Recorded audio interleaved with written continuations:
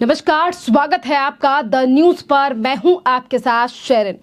सरकार बनने के प्रस्ताव से पहले कल एनडीए की संसद भवन के सेंट्रल हॉल में होगी बड़ी बैठक। जी हां, एनडीए के तमाम सांसद पहुंच रहे हैं दिल्ली और कई हो चुके हैं दिल्ली के लिए रवाना। जहां एक तरफ सरकार बनाने से पहले तमाम तैयारियां एनडीए के द्वारा की जा रही हैं, तो वहां यानी कि उत्तर प्रदेश में ज्यादा सीटें लेकर आने वाले इंडी गठबंधन के नेता और उत्तर प्रदेश के पूर्व सीएम यानी कि अखिलेश यादव ने मीडिया वालों को दी है धमकी।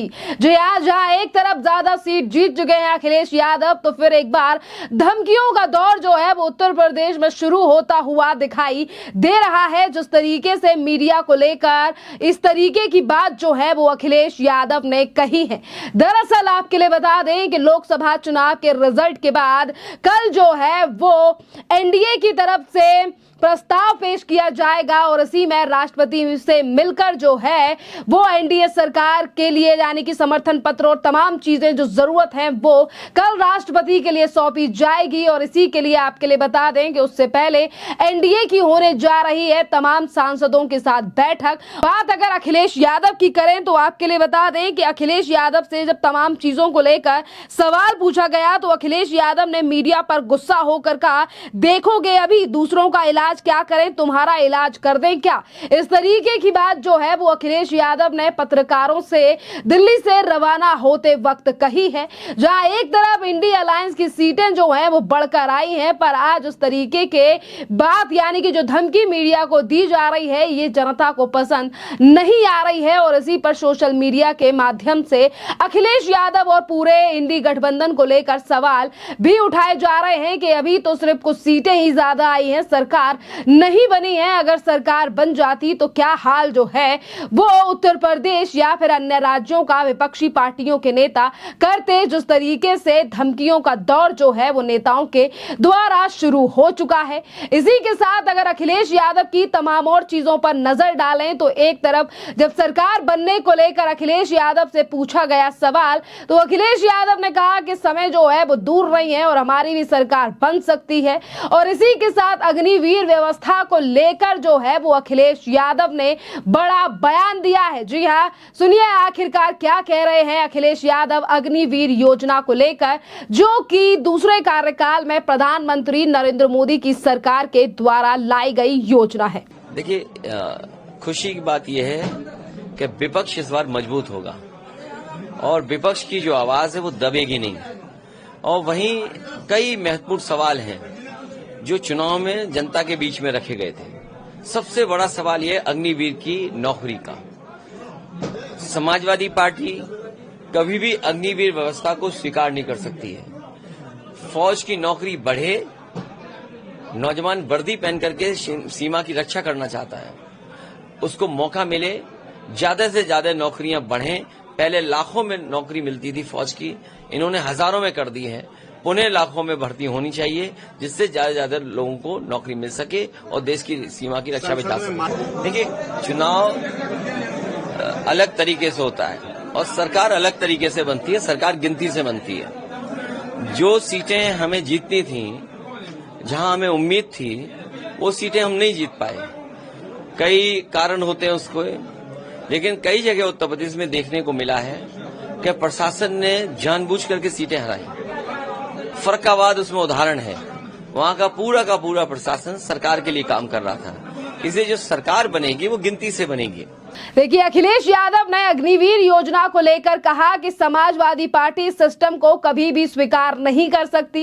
इसी के साथ अखिलेश यादव ने कहा कि खुशी की बात है कि इस बार विपक्ष जो है वो मजबूत होगा। इस बार का विपक्ष जो है उसकी आवाज नहीं दबाई जाएगी। और ऐसे कई महत्वपूर्ण सवाल हैं जो जनता के सामने प्रस्तुत किए गए। सबसे बड़ा सवाल है कि अग्निवीर में नौकरियां कहां है।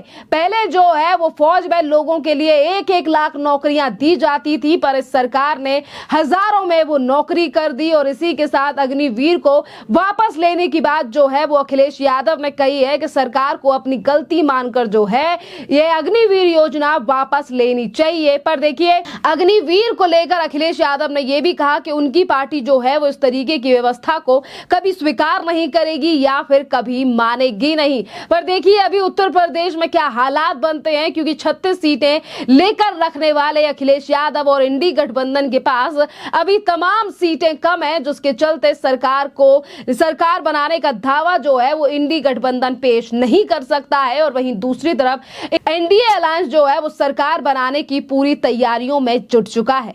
इसी के साथ अखिलेश यादव ने कहा है कि खुशी करने से बन रही है सरकार तो कोई भी कर सकता है खुश। देखिए, अखिलेश यादव ये कह रहे हैं कि आज तमाम विपक्षी पार्टी यानी कि जो एनडीए के नेता हैं उन्हें खुश कर सरकार जो है वो बन रही है और ऐसे तो सरकार कोई भी बना सकता है।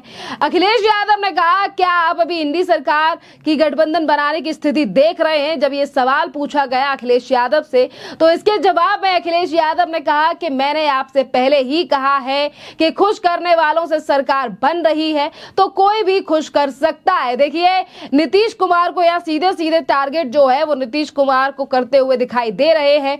अखिलेश यादव के खुश कर जो है वो सरकार बनाई जा रही है। इसी पर जो है वो और सवाल जब अखिलेश यादव से पूछे गए कि क्या अभी आपको उम्मीद है कि इंडी गठबंधन की सरकार बन जाएगी, तो अखिलेश यादव ने कहा कि लोकतंत्र में जब गिनती होती है तो आसपास और उम्मीद खत्म नहीं होनी चाहिए और आस हमेशा बनी रहनी चाहिए और उम्मीद हमेशा रहनी चाहिए। आपके लिए बता दें कि जहां एक तरफ अखिलेश यादव अपनी यानी कि इंडी गठबंधन को लेकर सरकार बनाने को लेकर ये कह रहे हैं कि अभी हमारे पास उम्मीद है, दरअसल आपके लिए बता दें कि अगर एनडीए से नीतीश कुमार इंडी की तरफ भी आते हैं जिस तरीके से वो लगातार अखिलेश यादव और टीडीपी को लेकर कह रहे हैं अखिलेश यादव, तो देखिए अगर टीडीपी और जेडीयू दोनों भी इंडी गठबंधन इनके साथ आ जाता है यानी कि गठबंधन के साथ आता है तब भी कुछ सीटों की कमी जो है वो बहुमत के आंकड़े में रहेगी। और वहीं दूसरी तरफ एनडीए की बात करें तो एनडीए में जो है वो जिस तरीके से निर्दलीय सांसदों ने आज एनडीए का दामन थाम लिया है, इससे एनडीए को जो है वो टीडीपी या जेडीयू की जाने से ज्यादा असर नहीं पड़ेगा क्योंकि बहुमत का आंकड़ा एनडीए के पास उस समय पर भी रहेगा। और अगर एनडीए की बैठक की बात करें तो देखिए कल जो है वो फिर एक बार संसद भवन में बैठक होने जा रही है एनडीए की, तमाम अपने जीते हुए सांसद और तमाम जो एनडीए के सांसद हैं नेता हैं उनके साथ। और इसी तरीके की जो है वो कल भी एक बैठक जो है वो एनडीए के द्वारा की गई थी जिसमें एनडीए की 15 पार्टी के 21 लीडर जो है वो कल शामिल हुए थे। और कल इन तमाम एनडीए के नेताओं ने प्रधानमंत्री नरेंद्र मोदी को जो है वो फिर एक बार एनडीए का नेता चुना था और कल ही देश की राष्ट्रपति द्रौपदी मुर्मू ने कर दी थी लोकसभा भंग। और अब देखना अहम रहेगा कि एनडीए की 16 पार्टियों के कल जो 21 नेता एनडीए की बैठक में शामिल हुए और आपके लिए बता दें कि उन तमाम एनडीए के 21 नेताओं ने मोदी के लिए समर्थन दिया है कि वही प्रधानमंत्री जो है वही बने। और मोहर जो है वो एनडीए के नेता ने लगा दी है कि इस बार प्रधानमंत्री नरेंद्र मोदी को जो है वो तीसरी बार पीएम बनाना है। पर अब देखना अहम रहेगा क्योंकि विपक्ष भी लगातार अपनी तैयारियों में जुटा हुआ है। जिस तरीके की बातें अखिलेश यादव करते हुए नजर आ रहे हैं, वहीं दूसरी तरफ सूत्रों के हवाले से ये भी बड़ी खबर है कि महाराष्ट्र में इंडी गठबंधन को बड़ा झटका लग सकता है और साउथ में डीएमके और महाराष्ट्र में उद्धव ठाकरे की शिवसेना जो पार्टी है वो भी जल्द बीजेपी यानी कि एनडीए के साथ आ सकती है। पर इन बातों में कितनी सच्चाई है ये तो आने वाला समय ही बताएगा क्योंकि जैसे जैसे दिन आगे बढ़ रहे हैं वैसे ही एनडीए और इंडी यानी कि एक तरफ एनडीए सरकार बनाने को लेकर अग्रसर है तो वहीं दूसरी तरफ इंडी गठबंधन का कहना है कि सरकार हमारी भी बन सकती है। खैर, इस पूरे मामले पर आपका जो भी कहना हो आप हमें कमेंट कर जरूर बताइए। धन्यवाद।